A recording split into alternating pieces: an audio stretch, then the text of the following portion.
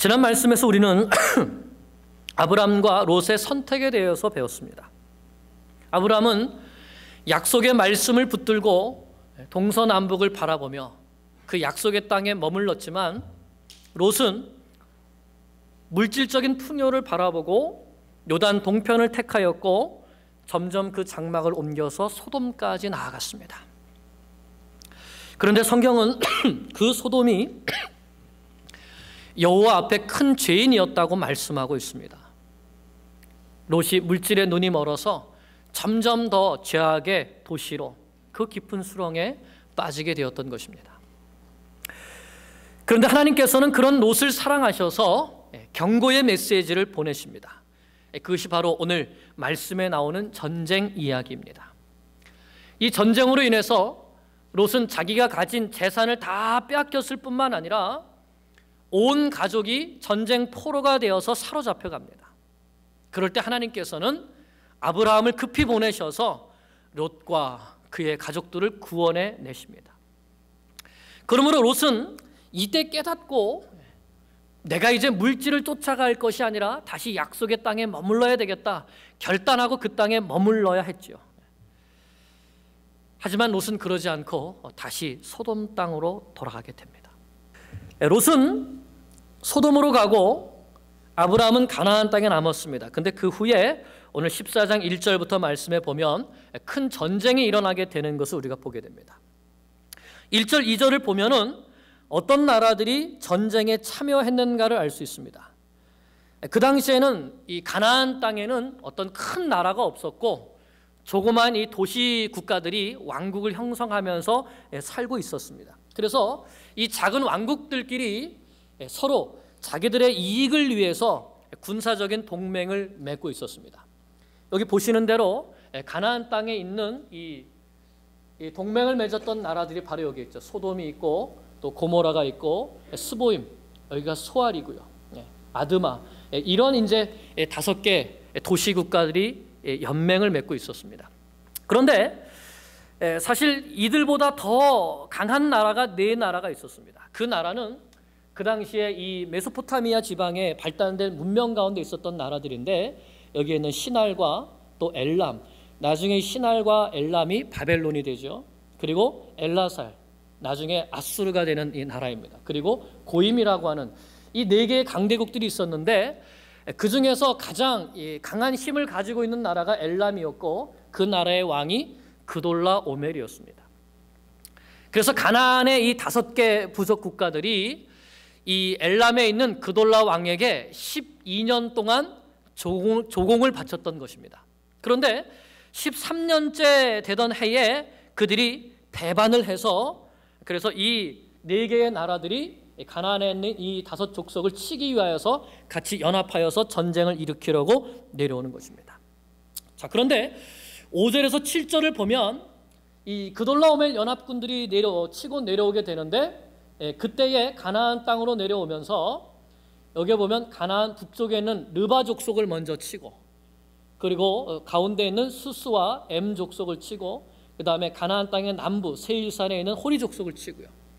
그리고 이 해변가까지 내려왔다가 다시 돌이켜서 바네아에서 가데스 바네아에서 이 아말렉 족속을 치고 다시 이제 다말에서 아모리 족속을 치는 이러한 형태로 나아가고 있었습니다. 그래서 이 그림을 통해서 알 수 있지만 치고 내려오면서 정작 공격해야 될 이 5 부속 국가들을 이렇게 아주 포위를 하면서 다른 사람들이 아무도 도와줄 수 없도록 만드는 마치 도간에 든 쥐를 잡으려는 것과 같은 그런 모습으로 전쟁하러 나오는 것을 우리가 볼 수 있게 되는 것이죠.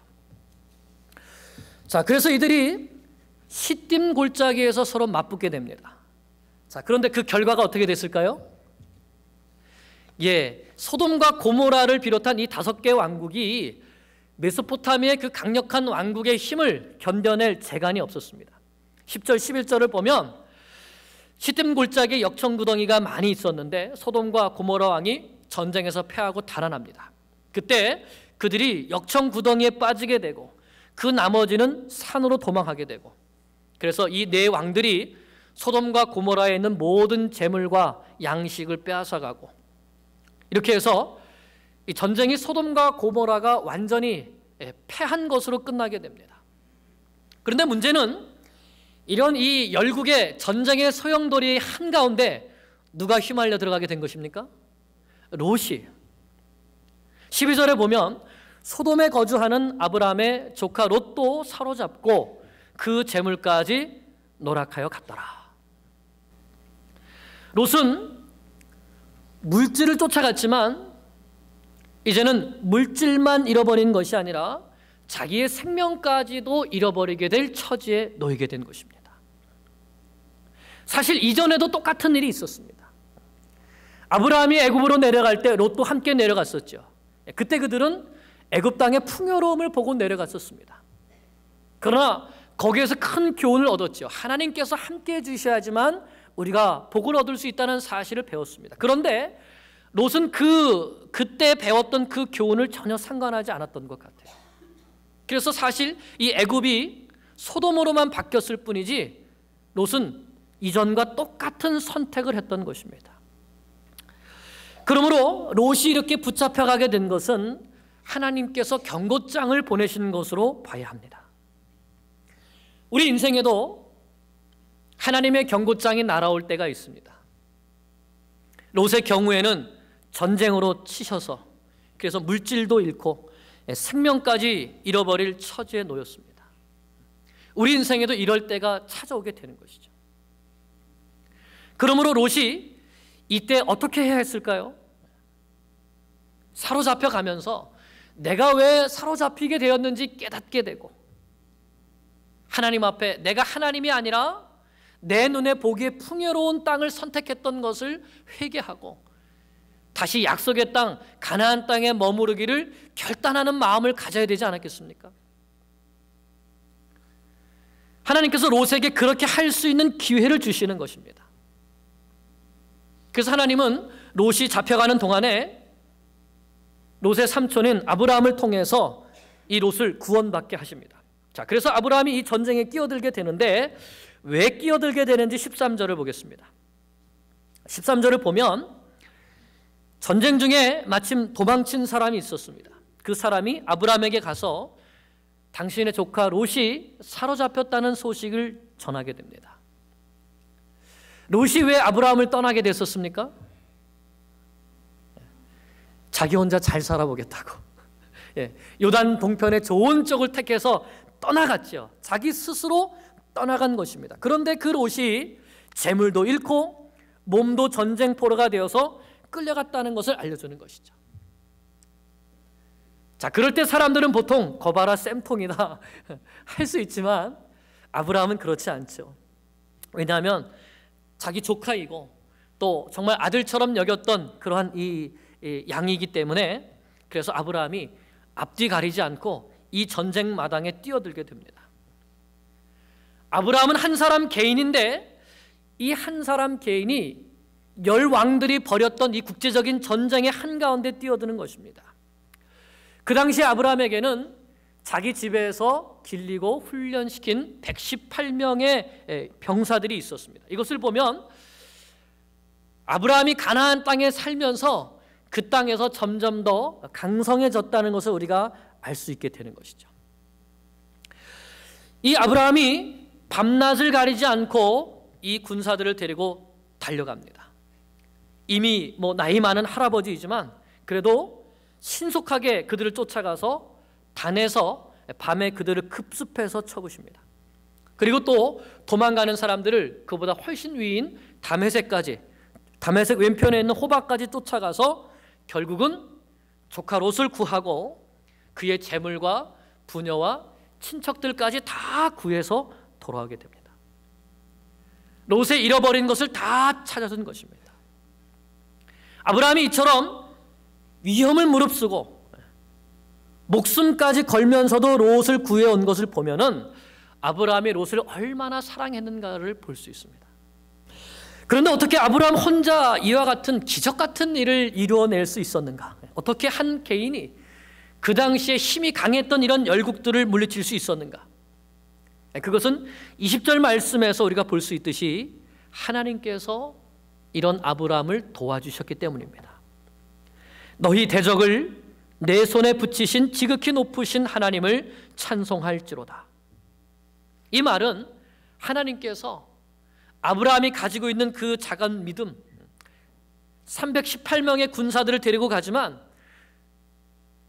그들을 데리고 가서 자기의 조카 롯을 구해올 수 있다는 그 믿음을 축복하셔서 승리를 주셨다는 것이죠.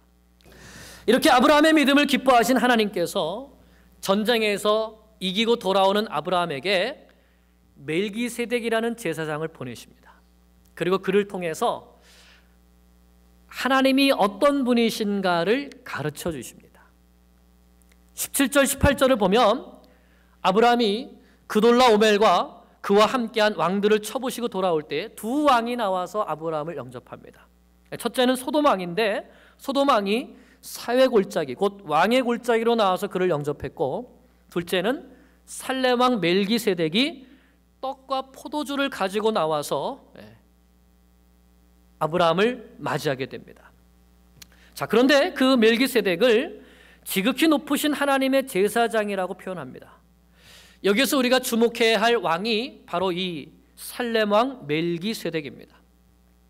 이 멜기세덱은 성경에 가장 처음으로 나오는 제사장입니다. 그 당시에는 정치와 종교가 하나였기 때문에 그는 제사장인 동시에 또 살렘 왕이기도 했습니다. 이 멜기세덱은 모세가 이스라엘 백성들을 이끌고 출애굽한 다음에 시내산에서 율법을 받게 되죠. 그러면서 성막을 만들고 그 다음에 하나님께서 아론을 제사장으로 세우셔서 이스라엘 백성들 가운데 제사장 제도를 주십니다. 그런데 이 멜기세덱은 이 제사장 제도가 생기기 훨씬 이전에 있었던 제사장입니다. 그래서 하나님께로부터 직접 나온 이 제사장은 예수 그리스도를 예표하는 사람입니다. 우리는 이것을 두 가지 점에서 알 수 있는데, 첫째는 그의 이름으로부터 알 수 있습니다. 멜기세덱에서 멜기라는 말은 말라크, 왕이라는 뜻이고, 세덱이라는 말은 제데크, 의라는 뜻입니다. 그러니까 멜기세덱은 의의 왕이라는 뜻이죠. 그리고 그는 살렘 왕이라고 했는데, 살렘, 샬롬 무슨 뜻일까요? 그렇습니다. 평강이라는 뜻이죠. 그래서 그는 의의 왕인 동시에 평강의 왕이었습니다. 의의 왕이며 평강의 왕이신 분이 누구이십니까? 예수 그리스도이시죠. 이런 점에서 이 멜기세덱은 하나님께로부터 직접 나와서 하나님의 사람인 이 아브라함을 축복해 주었던 그런 제사장으로 여기에 나타나게 되는 것입니다. 자, 그리고 이 멜기세덱이 예수 그리스도를 예표한다는 두 번째 증거는 바로 그가 아브라함을 맞이할 때에 무엇을 들고 나왔냐 하는 것이죠. 무엇을 들고 나왔습니까? 떡과 포도주를 들고 나왔습니다. 예수님께서도 떡과 포도주를 그 제자들에게 나눠주셨죠. 떡은 무엇을 의미합니까? 그리스도의 몸을 의미하고, 포도주는요 그리스도의 피를 의미합니다. 그래서 멜기세덱은 이렇게 상징적으로 구약에 나타난 그리스도의 모습으로 이렇게 나타나서 아브라함에게 떡과 포도를 주면서, 중요한 것은 그 다음에 무엇을 하는가 하면 이 아브라함에게 하나님이 어떤 분이신가를 가르쳐 줍니다. 19절을 보면 멜기세덱이 먼저 하나님을 찬송합니다. 그가 아브라함에게 축복하여 이르되 천지의 주제이시오 지극히 높으신 하나님이여 아브라함에게 복을 주옵소서. 여기에서 우리가 먼저 발견해야 될 것은 멜기세덱이 아브라함에게 말을 하는데 그 말하는 가운데 아브라함을 칭찬하는 말 같은 것을 전혀 찾아볼 수 없다는 것입니다. 아니 어떻게 혼자의 몸으로 그 열국과 싸워서 승리를 했습니까? 어디 다친 데는 없습니까? 정말 대단하다 뭐 등등 아무런 칭찬이 없습니다. 이 멜기세덱은 나와서 오직 하나님께만 감사하고 하나님만을 찬양하고 있습니다. 그리고 아브라함을 축복합니다. 자, 그런데 이 멜기세덱이 찬송하는 하나님은 어떤 하나님이라고 말씀합니까? 첫째는 천지의 주제이신 하나님입니다. 하나님은 천지 만물을 창조하시고 보존하시며 지금도 다스리시는 주제, 즉 주권자가 되시는, 주인이 되시는 하나님이시라는 것을 가르쳐주는 것이죠. 아브라함이 지금 가는 길에서 전쟁에서 승리를 얻었던 것은 하나님께서 가나안에만 계신 하나님이 아니고 애굽 땅에서도 너를 지켜주셨던 하나님이었듯이 지금 이 그돌라오멜 왕과 싸우는 그곳에서도 너를 지켜주시고 보호해주신, 온 세상 모든 만국을 창조하시고 다스리시는 하나님이시다라는 것을 가르쳐준 것입니다. 그러므로 아브라함이 가나안 땅에 들어와서 안전하게 살 수 있었던 것도, 열국과의 전쟁에서 이길 수 있었던 것도 바로 이 천지의 주제이신 하나님께서 지켜주시고 도와주셨기 때문인 것을 가르쳐주는 것입니다. 둘째는 무엇을 가르쳐줍니까? 그 하나님은 지극히 높으신 하나님이다. 지극히 높으신 하나님이란 것은 이 세상 어떤 신이든지 어떤 사람이든지 어떤 나라든지 도저히 비교할 수 없는 그런 분이라는 뜻인 것이죠. 최고로 높으신 분이라는 것을 말하는 것입니다. 그러므로 멜기세덱은 바로 이 하나님께서 천지를 주재하시고 지극히 높으신 이 하나님께서 바로 너의 대적을 내 손에 붙이셨다. 다른 말로 하면 누가 승리를 주셨다? 내가 힘이 좋고 318명이 아주 그냥 건장한 그런 군사를 해서 이긴 것이 아니라 천지의 주제이시여 지극히 높으신 하나님께서 그들을 내 손에 붙여주셨기 때문에 승리했다는 것을 가르쳐준 것입니다. 그래서 이 하나님을 의지해서 아브라함에게 복을 빌어주었고 또 아브라함에게 그렇게 승리를 주신 하나님을 찬송할 것을 가르쳐 주십니다. 20절에 보면 너희 대적을 내 손에 붙이신 지극히 높으신 하나님을 찬송하리로다. 아멘. 그래서 아브라함이 깨달았습니다. 이 승리는 내가 잘나서 얻은 승리가 아니구나. 천지의 주제이시여 지극히 높으신 하나님께서 나를 지켜주시고 이기게 해주셨기 때문에 얻은 승리이구나.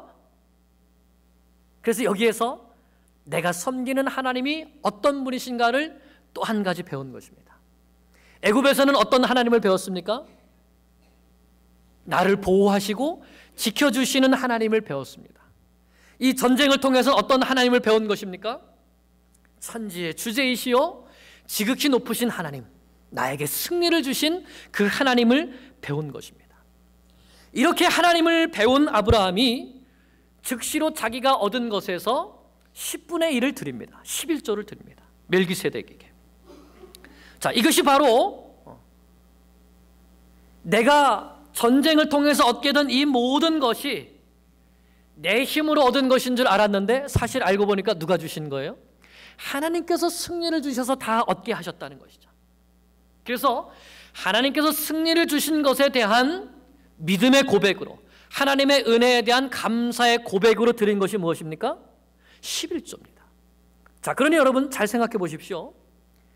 11조의 원래 정신이 감사입니까?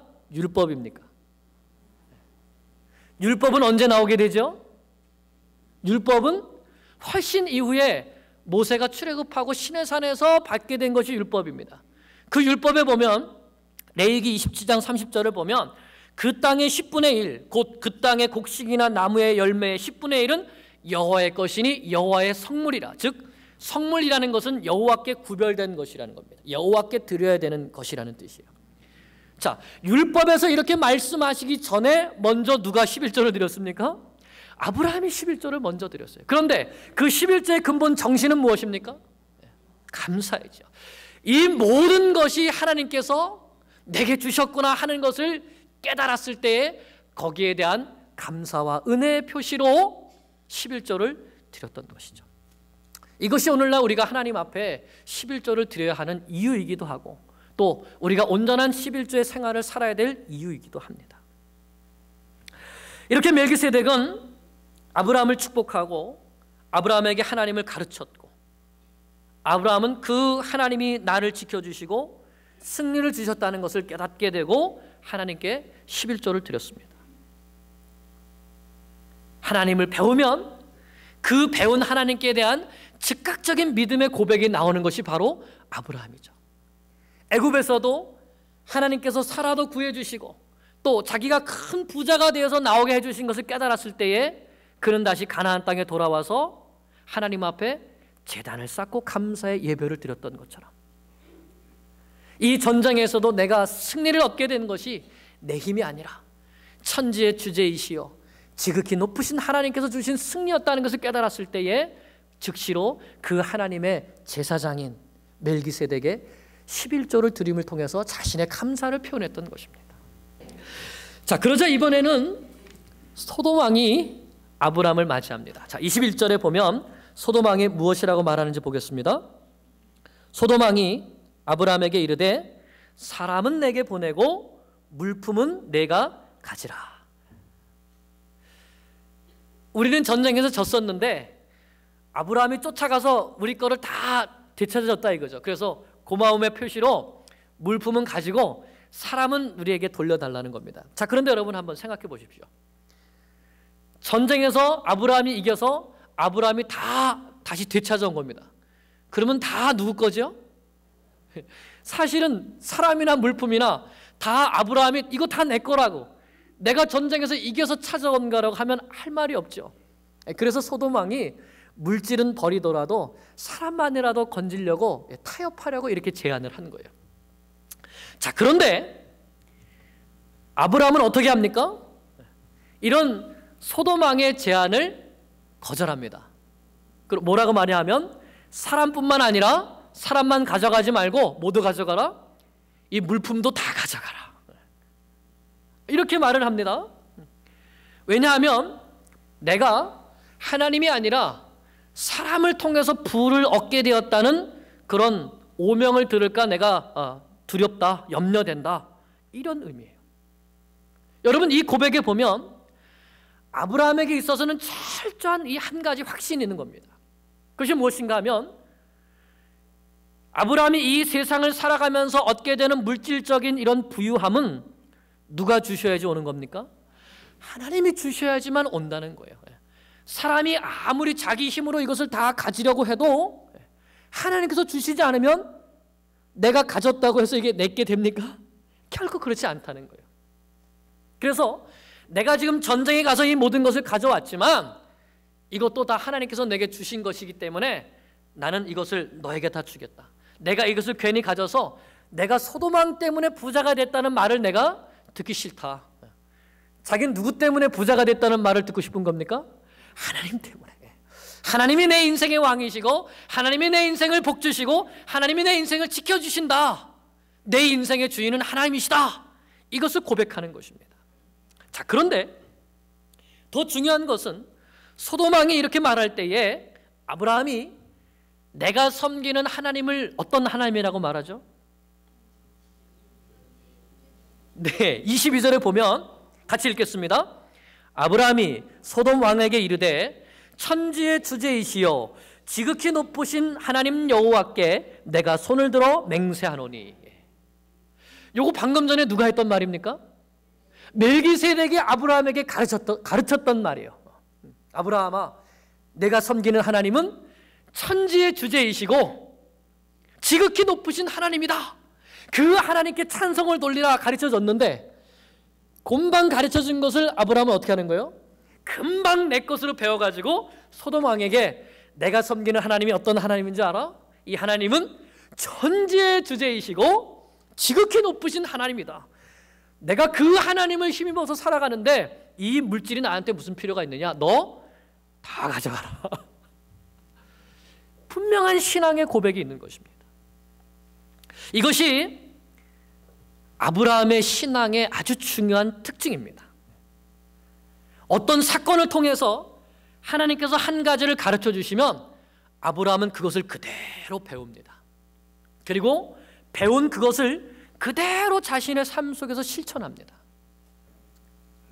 이처럼 아브라함은 자신의 삶 속에서 하나님을 배우고 그 하나님을 신뢰하면서 그 하나님의 말씀대로 살아갔습니다. 반면에 롯은 어떻습니까? 오늘 이 말씀에 봐도 사실은 24절에서 끝나고 이제 25절에 그래서 롯도 아브라함과 함께 그 땅에 남았더라, 이런 말씀이 있으면 좋겠는데 있습니까? 없습니까? 어떻게 됐을까요?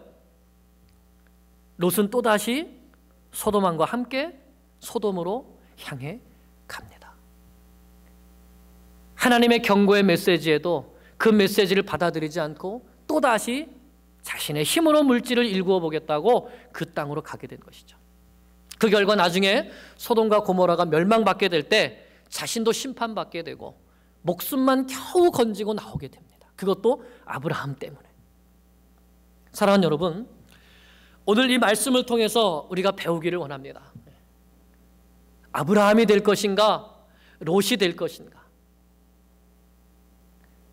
천지의 주제이시여 지극히 높으신 하나님을 나의 하나님으로 섬기고, 내가 물질에 초점을 두는 것이 아니라 그 하나님을 신뢰하고 그 하나님을 의지하며 그 하나님께서 나에게 승리를 주셔야지만 내가 승리할 수 있다는 그 믿음으로 살아갈 것인가? 아니면 하나님께서 경고를 보내심에도 불구하고 여전히 세상을 바라보고 물질을 바라보면서 쫓아갈 것인가? 우리도 아브라함처럼 천지의 주제이시여 지극히 높으신 하나님, 우리에게 승리를 주시는 하나님, 그 하나님을 굳게 믿고 신뢰하며 아브라함처럼 믿음의 길을 걸어갈 수 있기를 간절히 축원합니다. 기도드리겠습니다.